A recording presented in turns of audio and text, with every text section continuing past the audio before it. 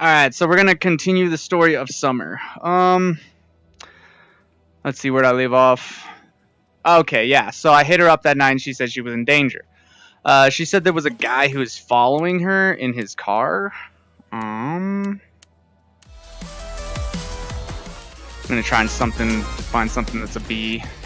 There we go. So yeah, she said there was a dude in a red Toyota following her in a car. Or no, in a red Mazda. Right. And then when I found her in downtown Boulder, like, you know, I had seen her from a distance, so we ran at each other. She ran into my arms, and she was really scared because she was followed by this red Mazda. But then we go driving in the city. You know, I'm gonna go drive her to a convenience store and stuff. And when we get to the convenience store, I had bought a couple drinks. You know, I was gonna get her something to drink, and I saw her pick up some condoms. I didn't mention it to her that I noticed she picked up the condoms, but it was weird.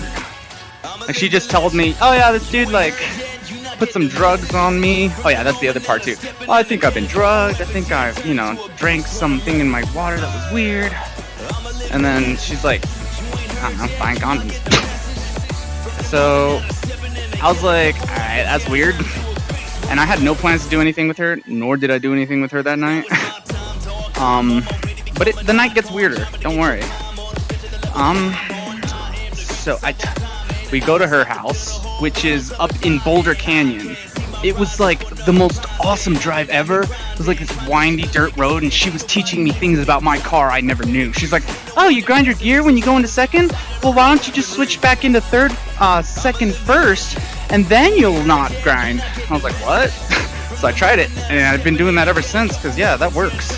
It's a weird way to make your manual transmission lubricate itself, so it doesn't grind when it's supposed to, because my synchros are screwed in my Hyundai. And then I spent the night, which I had no intention of doing. Alright, well. Dylan, you heard that one?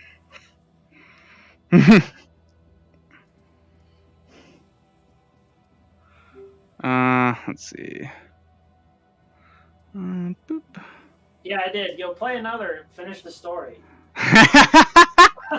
Finish the story.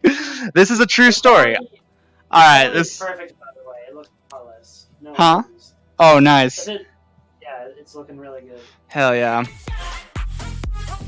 I've never beat this song on expert. I'm probably gonna fail it too. Nah. Yeah, let's do it. So anyway, we get to her house in the canyon, and I was like, "Okay, we're here at your house. I'm gonna go ahead and drop you off, because, you know, you got date rape drugged, so I'd rather you just wake up in your house alone, not with me there, in my mind." But she was like, "Oh, but my heart feels weird." And I was like, "What do you mean?" "Oh, my heart feels weird. I need someone here to make sure I'm okay. Like, what if I get a heart attack because of the date rape drugs or whatever, you know?" And I'm not thinking with the right head. You know, men have two heads. Ugh.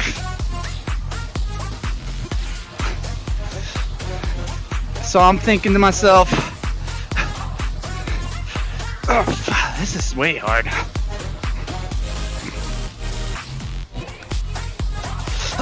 This is weird. Like, this is a weird situation.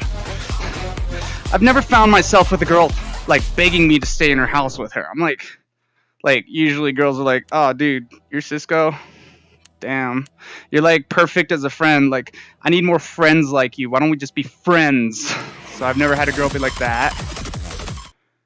And so I was like, "Fine. I'll come in, but do you have an extra bed that I can sleep in? Because I don't want to sleep in the same bed as this girl." And she's like, "No, I mean..." And as we walked into her room, there's like this little room right here. Like, you walk in and there's a room here filled with all this stuff, and like 2 beds right here. And then there's her room with 1 bed. And I was like, "Yeah, just let me sleep in this room. See, there's 2 beds right here. Like, I can sleep in this bed. Like, it's cool. Like, if you have issues in the night, start screaming and I'll wake up and I'll come to you." She's like, no, but you have to be near me.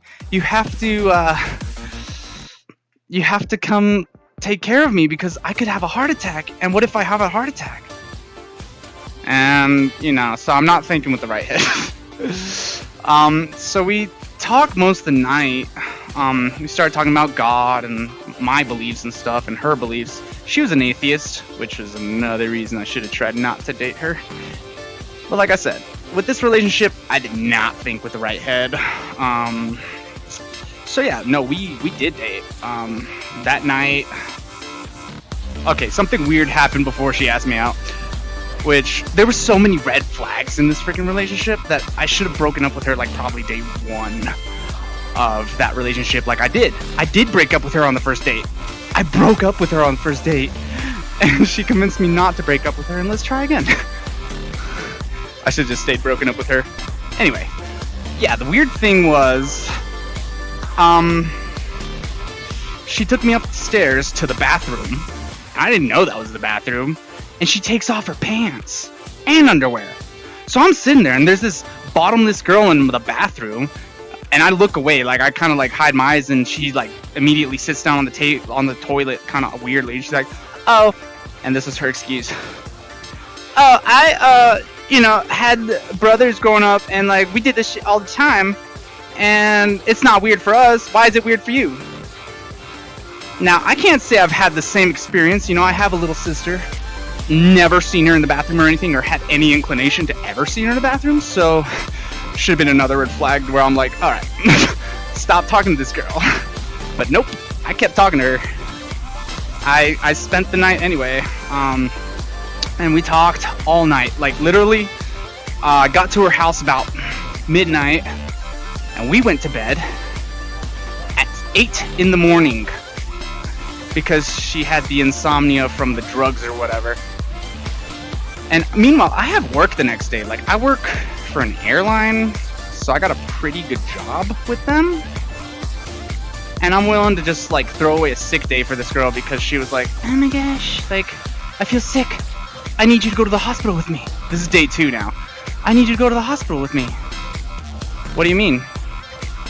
Like, can't your mom take you? Like, she's here.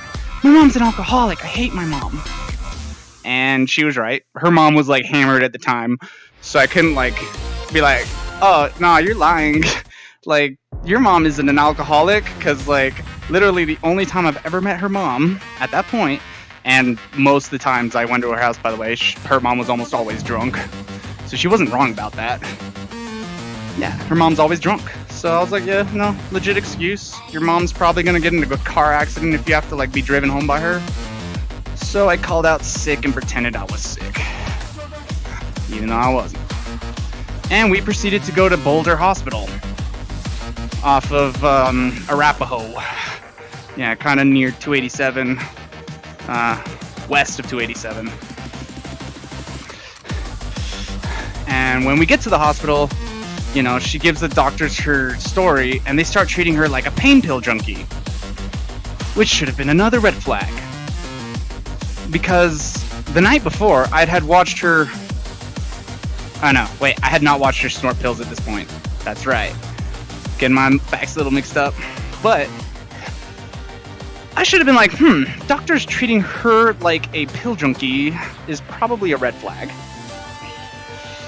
And most certainly wasn't, because I was not thinking with the right head.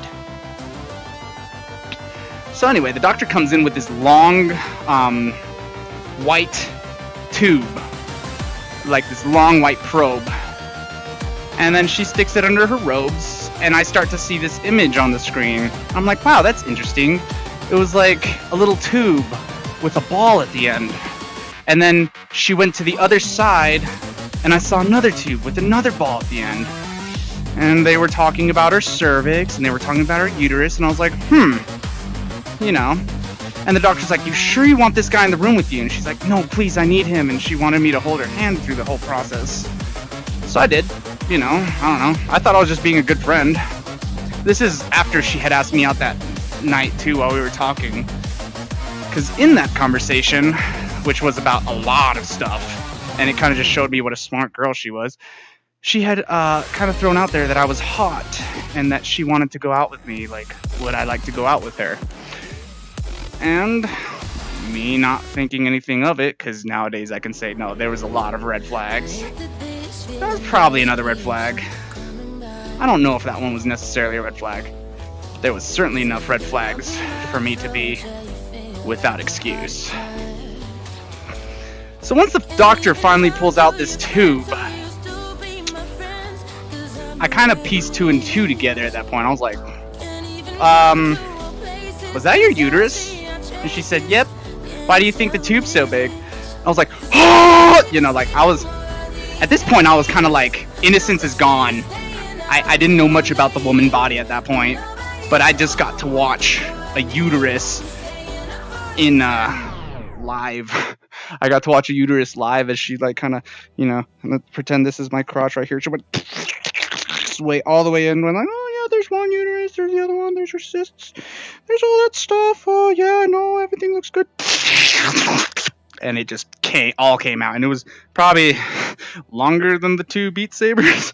Like, it was a really long thing. Like, it was about the size of my forearm, which is about yay tall. I don't even know if that, you know. Anyways, like, it was the weirdest first experience. And after all of that, I took her to Starbucks. And I got her one of those pumpkin mocha lattes. I got her an eggnog latte because it was almost Christmas. You know, it's November 29th. Black Friday, the day after Thanksgiving. So, yeah. This was just my first interaction with Summer, and it gets a lot weirder from there. But I think that's probably a good place to stop for today. Alright.